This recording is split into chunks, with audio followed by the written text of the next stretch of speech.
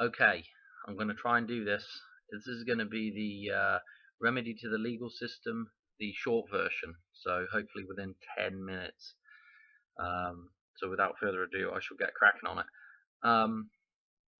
Okay, there's a lot of people out there that just want to know what the remedy is. Okay, to all these problems that we're having with the legal system. Okay, there are a ton of people out there selling all kinds of different ideas. You know what they do is they've got videos on YouTube, and what they do, and I subscribe to a lot of these people, so I watch them. They've got a lot of useful information, but then the deal is, when you want to use their services, it's going to cost you some money. Okay, so when you really want to know the details, you got to pay. Okay, unless you want to sit down and try and figure it all out yourself, which takes a lot of time. So you know there's a benefit if that's the route you want to go to paying, but you've got to trust that they know what they're doing. You've got to trust that that's actually the remedy that you need. You've got to trust that that remedy works, and it works for the reasons that they say it works, and not because of another thing, which is I might just get into, I might not. Anyway, with that being said, so people are looking for a remedy, right? You need to know some things, right? You need to know why we have the system in the first place. So that's one thing that you need to know. Okay, why we have the system. Why was the system created? What's the purpose of the system? Okay, you also need to know. You need to know who you are. You know, you need to know when you were created, and you need to know how to answer questions concerning who you are and concerning who the person is. Okay. Now, if I've already lost some people, I'll get into. Let's just make a definition there between the man, the real man, and you're saying to yourself now, yes, I'm a real man or I'm a real woman. I'm real, you know I'm real, but that's not how the system operates. Okay, the system that we are in. I guess let's start at the beginning. The system that we're in was created so that men could make contracts with other men. Okay, essentially being able to trade without the problem that's associated with natural law. And under natural law, everybody has free will. Okay, everybody can change their mind when it suits them, basically. You know, because you don't want to be. To break it down real quick, you're not the same man minute to minute, year to year, decade to decade. Okay, you are, you know, changing all the time. Okay, so you can't be bound by something. Okay, you can't make a contract that's binding, because the guy that made that that signs the contract back then, that's a different guy to the guy you are in the present. Okay, so you cannot make a binding contract. Well, this is a problem if you want to trade with people. Okay, so in order to trade with people, and I'm glossing over this real quick, in order to trade with people, you want to be able to make a contract where somebody can't back out on what they said they'll do. In order to do that, both parties have got to put some money in a pot and put it away somewhere, so that there's a guarantee there that they're not going to run out on their commitment. Okay, there's something there that holds them to that, to bind them to that commitment. Okay, this is why we have the system. Okay, and then we would have somebody that would adjudicate any problems that arose with a contract.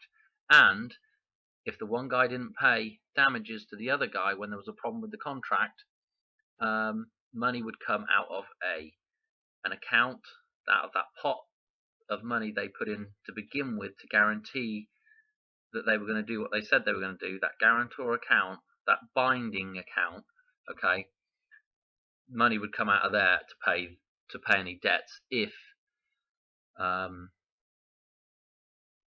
one guy ducked out on his, or did something wrong on a contract. Okay, So that's why we have the system.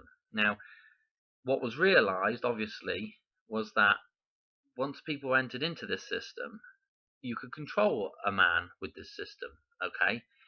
You could say, well, if you all enter into the system now we can alter the system a little bit, and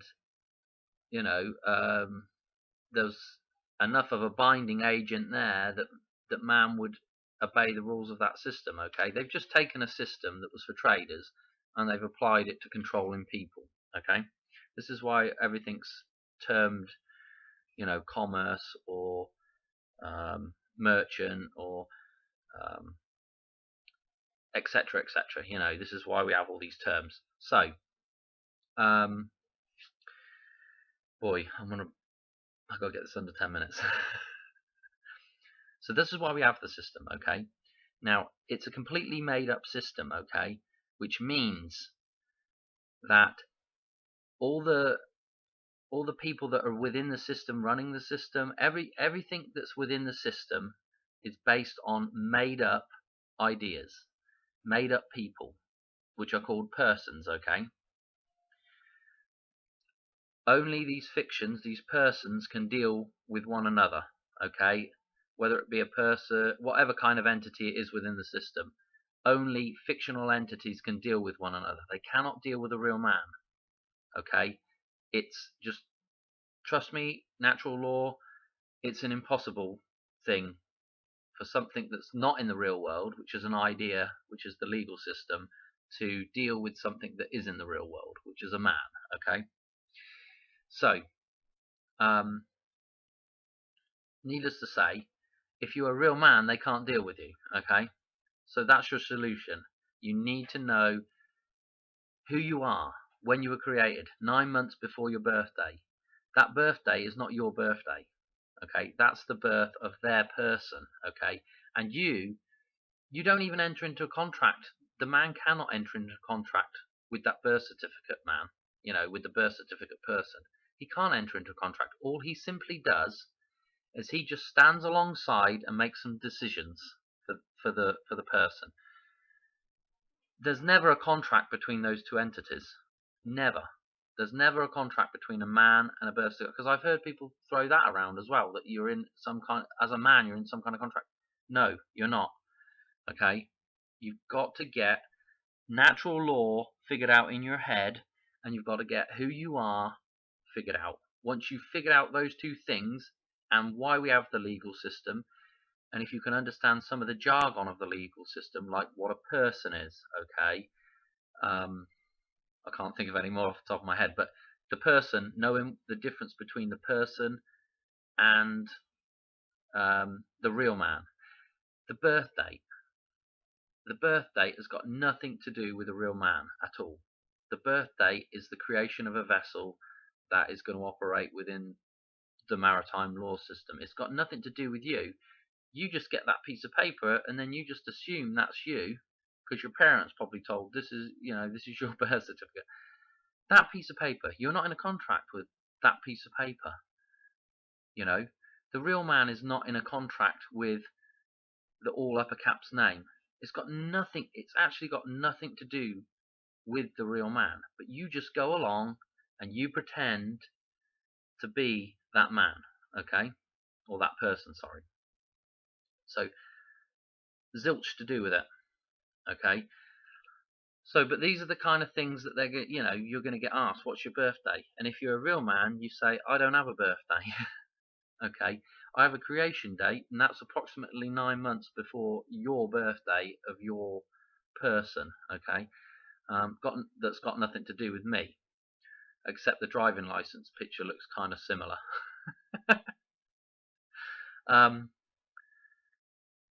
So you've got to know how to separate yourself from that thing.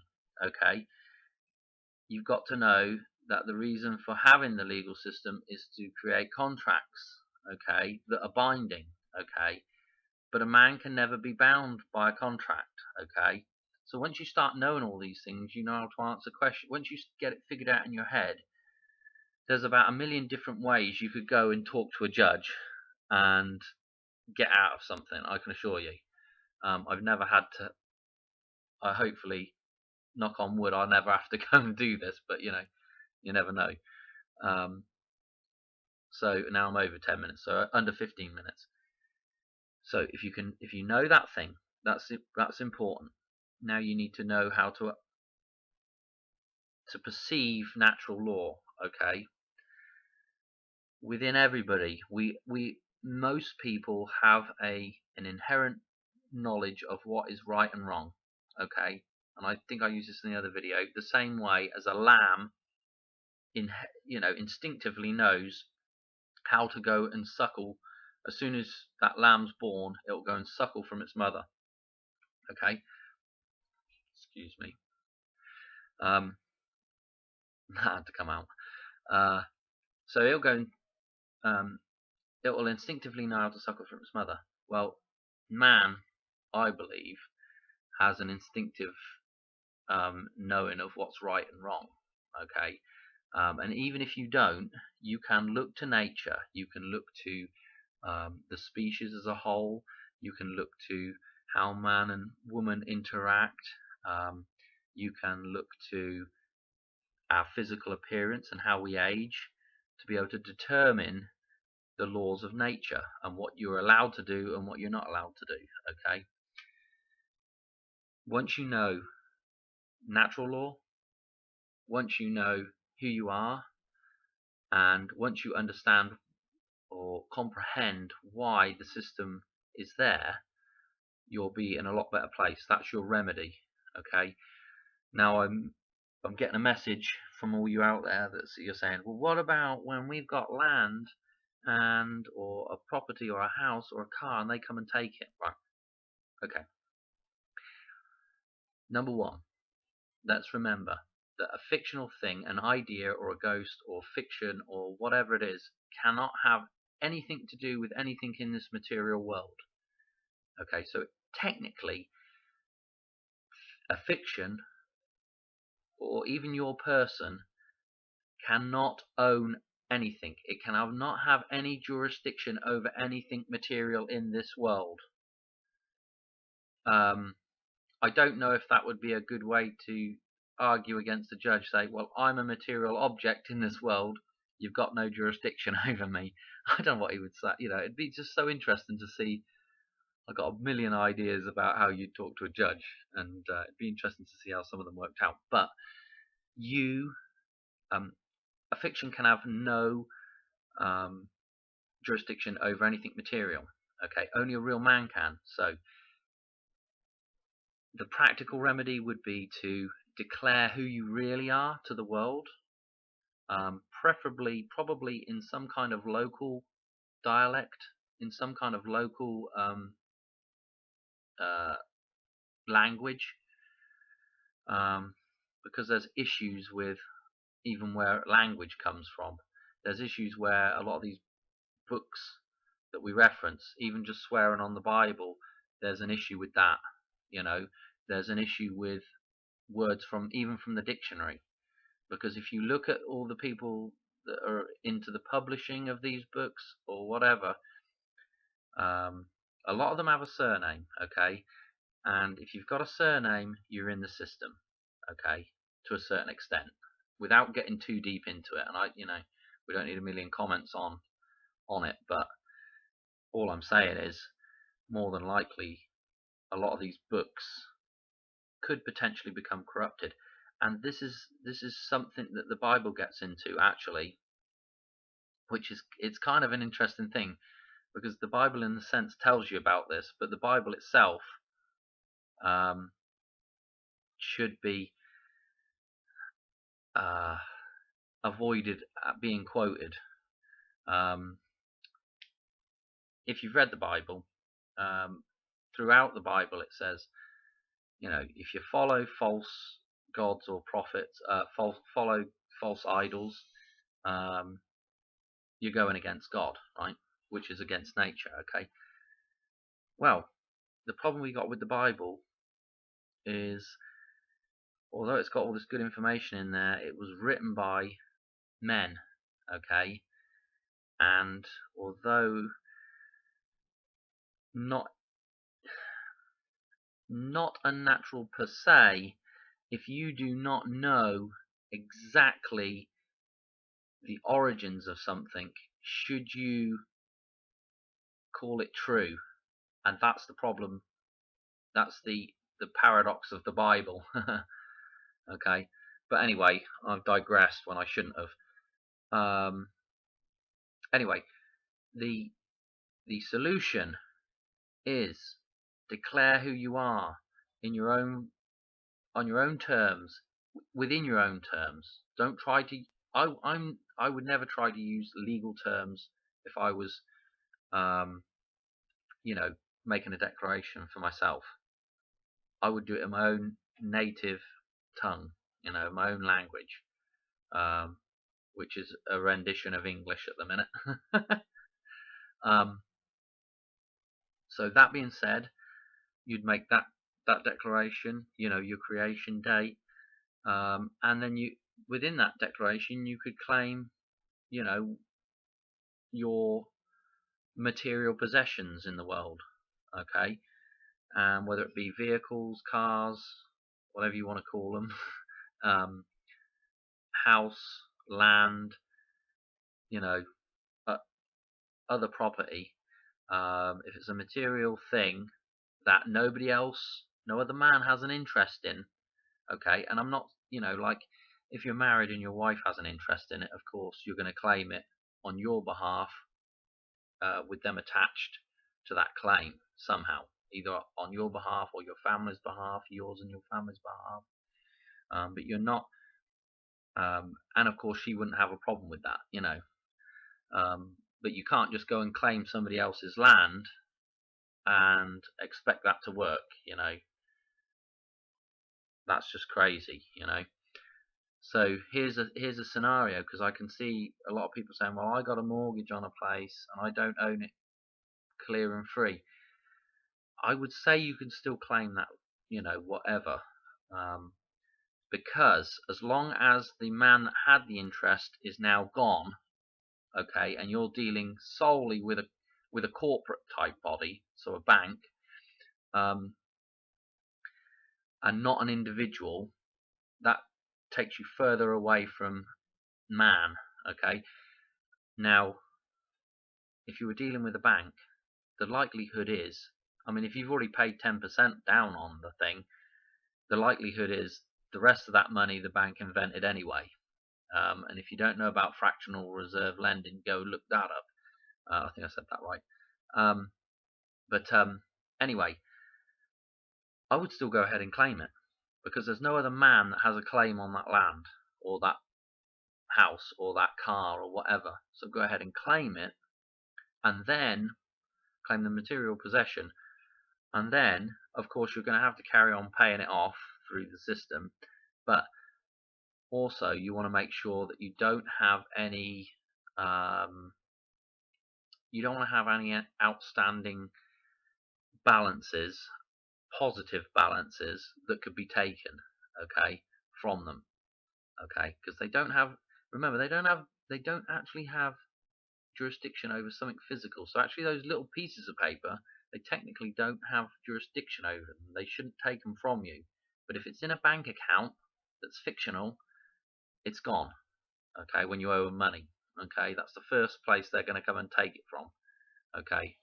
And then they'll send in the guys that don't know natural law and carry out their dirty work for them. So it'll be the sheriffs and the cops and the whatever else there is that comes and robs you. That's about all I can say. Claim it in a declaration under natural law. That's your right to do, and as long as you're not claiming it from some other man, and you make public notice and nobody has a problem with it, that's all you can do. And then as long as you know who you are when it comes to fighting something like that, you can deal with it. But I would say that you're still going to have to, it'd be a brave man to turn around and then try and fight that, and stop paying a mortgage and say, nah. because they'll just send the goon squad around, and they'll kick you out, and then you'll have a real big fight on your hands trying to get that back, and you probably won't win it, because they'll walk all over you, you know. Whereas if you've got your stuff paid off and then you claim it, there was nothing outstanding on it, you know. There was nothing that would bring your claim into a bad light or bad standing or whatever. So I know it's there, but claiming it would maybe give you you may be able to get rid of your taxes, and you may, if for some reason, you know, you lost your job or something, you couldn't pay taxes, they ain't, you know, you've got a better chance of dealing with that. And again, you know, if you did have that claim, I'm not saying this is 100%, but if you did have that claim, and say you lost your job, you went bankrupt, right? The bank knew about it, okay? So you informed the bank of your claim before they started any kind of repossession of your home or anything. There's a chance that if it gets high enough to somebody that knows what's going on, they might not bother with it. And this magical, I'm just going to bring this up real quick, this magical account that's supposedly there, that you can, you know, there's people that do this secure party crediting bullshit, and there's people out there that sell the idea that you can get rid of your debts through this account. Well, there may be a way of doing it. If you did go bankrupt, you can't authorize a payment out of there or anything else, and I shouldn't think anybody knows about this apart from the banks, okay? And what I'm guessing is that when a person goes bankrupt, they get paid out of that account. That account's put there, I think, by a third-party guarantor that guarantees that you will pay your debts, because you need to have that guarantee as a trader. That's why that's put there. Where it comes from, who knows? The system just puts it there, and it's usually about, you know, it's usually a couple of million. Which, if you think about it, if you didn't pay any of your debts, that's probably about the amount of money you would run up over the course of your life. So it makes sense anyway to me. But there's a lot of people out there selling it as an account that, you know, you can offset your debts and you can become the authorized or the beneficiary of, let's put it that way. Well, no, that's not how it's happening. Okay, that account, I'm sure, is there to pay off people that you should have paid off.